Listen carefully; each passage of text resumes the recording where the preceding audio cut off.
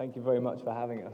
Massive introduction. Do you want me to do the slides? No, I can do them. Okay. So if you haven't seen it, we're going to play a really quick video, and then the rest of it is going to be completely non-salesy because we want to show you, everyone in this room loves music, so you'll get it, hopefully. Oh, we don't have audio. Do we have sound on the laptop?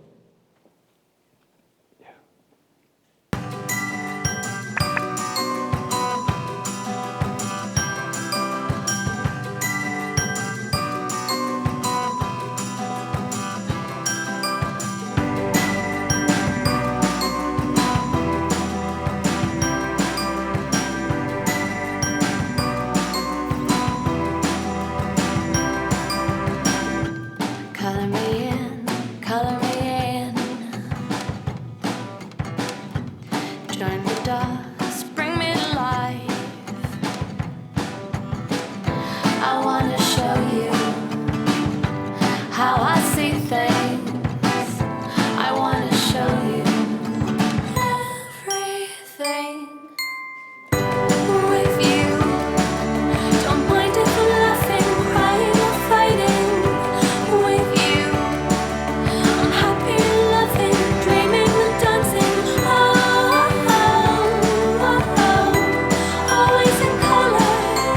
Oh, oh, oh.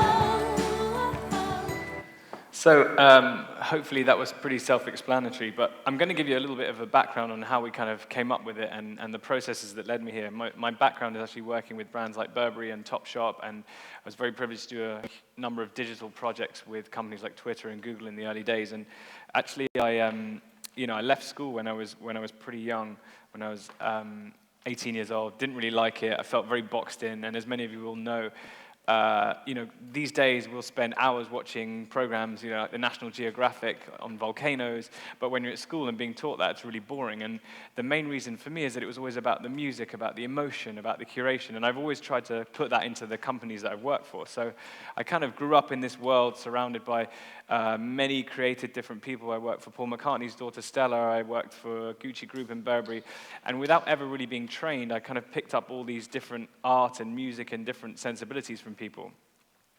And I kind of, I live my life by a quote, which is that a wise man will create many more opportunities than he finds.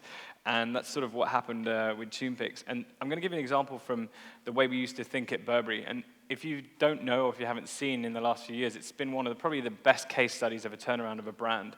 And the reason why it changed, and the reason why the whole company changed, is they hired a number of people like Nicola and myself, who were in our early 20s, who really just breathed emotion and a little bit of magic and passion and music and the things that really matter to us into the company. And this is an example of a quote that I gave to the board. I'm going to show you something which is abstract, which is music-based, which I shared with my team about 6 years ago to get them to think about what you had to do to make a company exciting and how you could really capture people's imagination.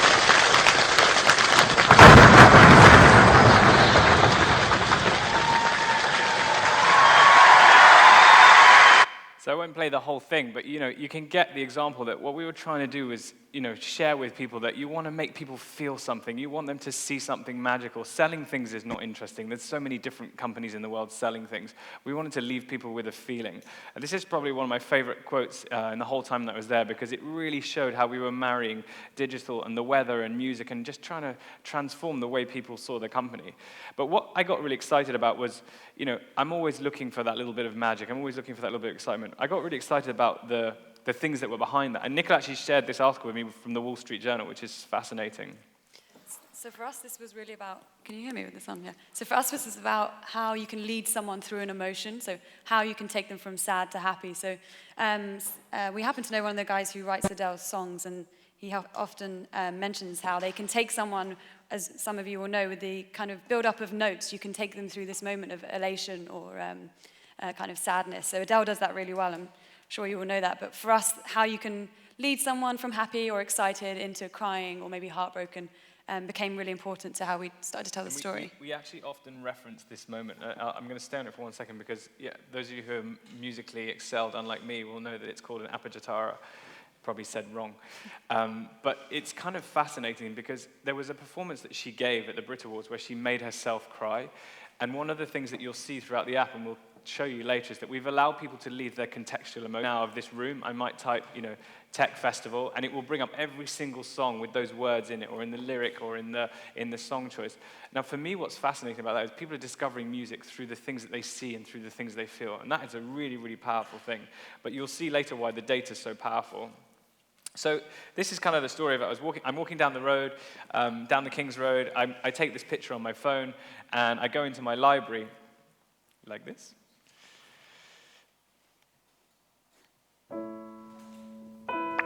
And suddenly, the picture means something totally different. I can feel hairs standing up on my neck. Autumn leaves under frozen. Not quite the same, is it, right, when it's just a picture? So I look into it a bit more, and I find that, it's a very complex space, but there's some really fascinating stuff going on. So, there's billions of photos being uploaded every single day, and millions of songs being streamed or downloaded, and I just thought it was kind of fascinating that you could put these two habits together. And so Tunepics, I guess, was born from a photo of me walking down the road.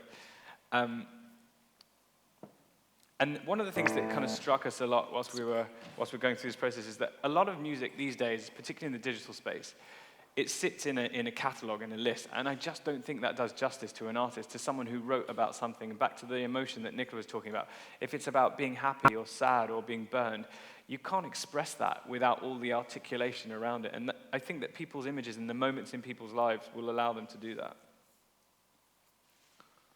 So further research, and we find that 18 of the top 20 most followed people across almost every social network are musicians. So it's a really powerful space. And we know that there's something opportunistic about this, but we didn't really know how to build it. It was very difficult. None of us had a technical background, so I assembled the best team of people that I've worked with. One of them is in the audience and wouldn't come up with us today.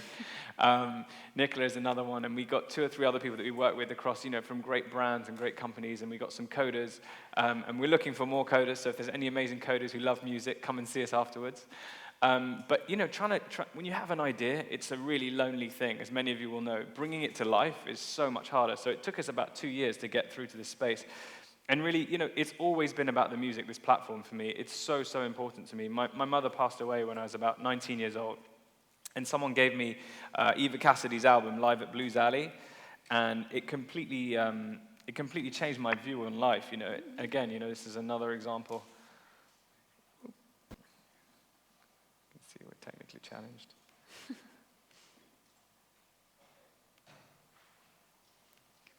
Again, I just show you, this was one of my first posts on the platform, but it just completely changes the moment. It's a song that was very, very, special to me and helped me grieve considerably. And when I post that, there's so many different emotions that go through my head and my heart, and I'm kind of fascinated by that, what it does to people.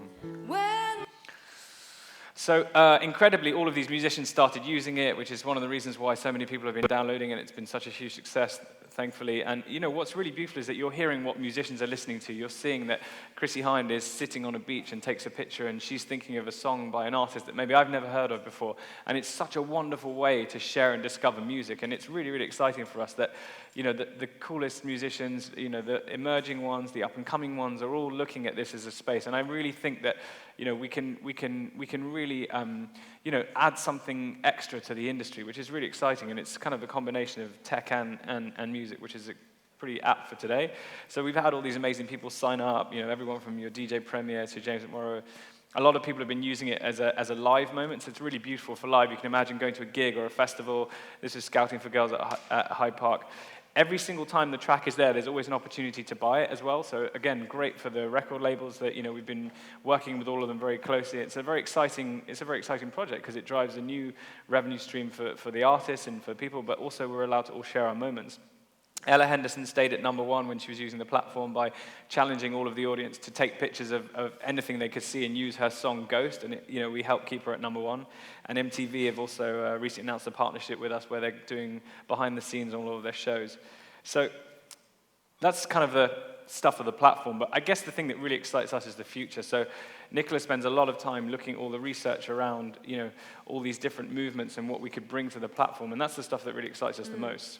I think having heard some of the guys talk yesterday about how you make beats from your heartbeat or how you use your brain to kind of command music, think was particularly interesting to us. And we know from research, and I'm sure a lot of you know as well, that music really talks to those parts of your brain and really communicates to you in a way that like language does not. So we're really looking to build that, bring that to experiences to people. So some of what we learned yesterday was particularly exciting, but anyone that has anything along those lines is quite interesting for us. So the app is in a very basic form right now, and that it's a very successful, fortunately, social network. But what we see as the real opportunities, how we build on that, how we can start bringing, amazing ideas and installations and live experiences. So these are some of the examples of the mood charts. Now I'll tell you why this is something that we think is really powerful. I'll give you an example. Recently, when Robin Williams passed away, there were loads of people hashtagging pictures of him, Robin Williams, on the platform. Now, if you went on any other social network, people were liking those pictures. And I don't think that does justice to a man of his greatness and what he achieved. And when you see people, leaving the emotion, so some people were leaving the emotion of laughing, some people were sad, some people were crying, some people were happy, it totally gives you that magic of the contextual environment of how you really feel in a moment. And what's exciting for us is when we sit with the record labels, we can say to them, okay, we can tell you that 10 million people in Taiwan listen to Adele at 4 p.m. and it makes them feel inspired. It's really, really exciting stuff. And the way that we can act on that and the way musicians can think about what they write and how we deliver those messages, it's really, really exciting for us. And again, it's just something that we really are really proud of. Just back on that one again, kind of leading into the next one, how we used color to depict emotion. And again, some of that comes from research, and you'll all know how you feel about red. Does that make you feel of love, or is it danger? So is it heartbroken? But how we use color becomes really a core part of the brand other than music. So that comes into our kind of brand identity. Laura, who's our creative director, who's sitting in the audience, spent a lot of time keeping the design as simple and as clean as possible. So if you go on and you have a look on the App Store, you'll see that we try to make it always about the music and just the the cleanliness of the platform and the simplicity, because that allows for all of these, all of these neurological and different touch points to really come into play. When you see the color, what does that do to your brain? When you hear the song, what does that do to your heart? And it really, we just want the emotion really to surface to the fore. One of my favorite things that people have been saying on Twitter, if you put Tunepics in, we get hundreds and hundreds of tweets every 5-10 seconds, is that they look at the pictures for longer. And I think that's a really wonderful thing. Again, you take a picture and it's not just a moment. And we've talked a lot about in the future, what could we do? If we went to someone like UNICEF, who's got 100,000 people following them on Instagram.